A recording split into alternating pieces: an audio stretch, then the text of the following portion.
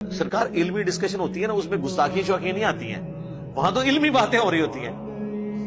تو وہ کافر اس قسم کے سوالات جب کر رہے تھے تو ڈاکٹر ذاکر نائک نے کہا کہ میں کئی ایک چیزوں کی لسٹ آپ کو بنا کے پیش کر سکتا ہوں جو آل مائٹی گاڈ نہیں کر سکتا، لیکن اس کی ایکسپلینیشن اس نے کی کہ یہ بائی ڈیفینیشن ہی چیزیں غلط ہیں. مثلا اگر آپ یہ کہیں کہ اللہ تعالیٰ کیا نبی علیہ السلام کے بعد کوئی پیغمبر بھیج سکتا ہے اس حال میں کہ ختم نبوت پہ بھی حرف نہ آئے، نئی شریعت کے ساتھ، نئی کتاب کے ساتھ، ہم کہیں گے میرے بھائی ڈیفینیشن ہی غلط ہے. ختم نبوت کا مطلب ہی ہے یہ ایک وقت میں ایک ڈیفینیشن ہو سکتی ہے نا، بیک وقت دونوں چیزیں تو نہیں سیٹسفائی ہو سکتی. یہ میتھمیٹیکلی رانگ سٹیٹمنٹس ہیں، انہیں کہا جاتا ہے فقہ کی لینگویج میں محال. کیا اللہ تعالیٰ جھوٹ بول سکتا ہے؟ اگر آپ کہیں گے جی بول سکتا ہے، استغفر اللہ، ایک غلط چیز کو آپ نے گاڈ کی طرف منسوب کیا. اسی بھی تو اعلیٰ حضرت نے رشی ایمان گنگوئی کے اوپر کفر کا فتویٰ لگایا ہوا ہے اسامہ الارمین کے اوپر. انہوں نے بھی ماما تو تنوں کی ضرورت کی تو ایڈا بڑا کو کام کرے. رشی ایمان گنگوئی نے کہا کہ جی اللہ تعالیٰ جھوٹ بولنے پر قادر تو ہے لیکن بولے گا نہیں. پھر اعلیٰ حضرت نے ادھر اتنے ٹوٹے کیتے کہ حالے تک وہ قیمہ انہیں کو سنبھالیا نہیں جا رہا. ایک اتنی سی کتاب لکھ کے پوری دیوبندیت کے مدرسے ان کے لاکھوں علماء کو ایک بندے نے فیل کر دیا، کیونکہ اس نے وہ اس کے بعد وہ ایک سمجھ لیں گدڑ سنگھی آگے کہ میں نے قابو کتے کرنا ہے. اس کا جواب یہ تھا کہ جھوٹ بولنا ایک نٹوریس چیز ہے، اللہ پاک ہے، کوئی بھی گندی چیز اس کی قدرت میں داخل نہیں ہے، اس میں اس کی قدرت کا نقص نہیں ہے بلکہ اس چیز کا نقص ہے کہ وہ قدرت میں داخل نہیں ہے. سمجھ آئی؟ جو جھوٹ بولتا ہے وہ خدا نہیں ہو سکتا، اور جو خدا ہے وہ جھوٹ نہیں بول سکتا. اس کے لیے پھر فقہاء نے ایک ٹرم ڈیوائز کی تھی محال، اور اس کے اگینسٹ ایک اور ٹرم ہے مقدور. مقدور کا مطلب یہ ہے کہ وہ چیزیں جو اللہ کی قدرت میں داخل ہیں اگرچہ اس نے نہ کی ہو. مثلا اگر آپ مجھ سے پوچھیں کیا اللہ تعالیٰ کوئی سیڑھی ایسی بنا سکتا ہے کہ ہم زمین سے آسمان تک پہنچیں، ہم کہیں گے ہاں بنا سکتا ہے، اگرچہ بنائی نہیں ہے، ہمارے علم میں نہیں ہے، لیکن یہ اللہ سے ناممکنات میں نہیں ہے. کیا اللہ تعالیٰ چاہے تو مرد کو اولاد کی پیدائش کا ذریعہ بنا سکتا ہے جس طرح کہ عورت کو بنایا ہے، اگرچہ اس نے نہیں کیا،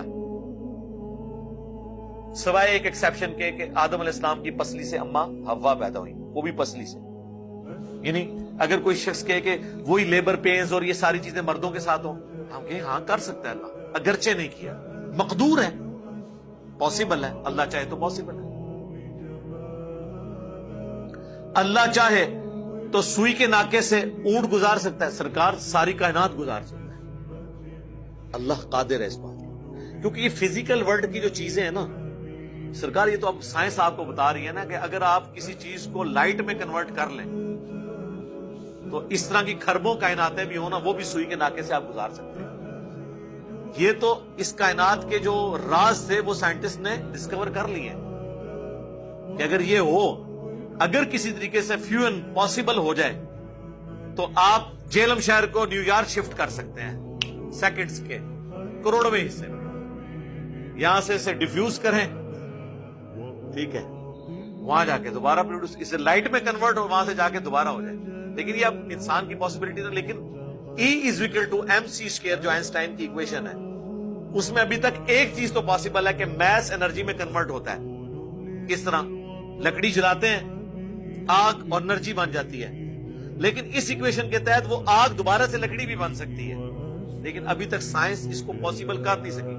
لیکن میتھمیٹیکلی آئنسٹائن نے یہ ثابت کر دیا کہ ایسا ہو سکتا ہے کہ انرجی کو دوبارہ سے میس بنا دیا جائے. لیکن کون بنائے؟ سرکار یہ تو اس کائنات کی سب سے بڑی اچیومنٹ ہوگی اگر انسان یہ کرنے میں کامیاب ہو جائے. پاسبلٹی ہے، لیکن اللہ کے لیے تو کوئی مشکل نہیں ہے.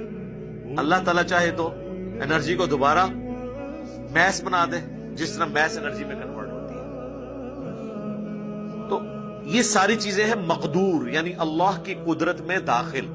اگرچہ اس نے نہیں کی ہوئی یا کی تو ہے ہمارے علم میں نہیں ہے، ممکن ہے کچھ چیزیں کی بھی ہوں. یعنی بلیک ہولز جب تک ہم نہیں تھے ہمیں نہیں پتا تھا، ہمیں تو نہیں یہ پتا تھا.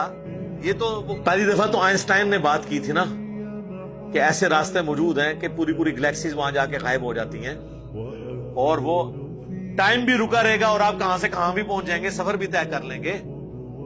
سرکار یہ پہلے تو نہیں تھا لوگوں کو پتا. اب آئنسٹائن اگر زندہ ہوتا تو میں اسے حافظہ اللہ کہہ دیتا، ٹھیک ہے، باقی گاڈ کا تو ماننے والا تھا، باقی اللہ اور اس کا معاملہ ہے. تو آپ دیکھیں کہ سائنس نے ہمیں آج کس جگہ پہنچا دیا کہ ہم کئی چیزیں جو پہلے ہم سمجھتے تھے محال ہیں اس فزیکل ورلڈ میں، لیکن وہ اللہ نے مقدور کی ہوئی ہیں.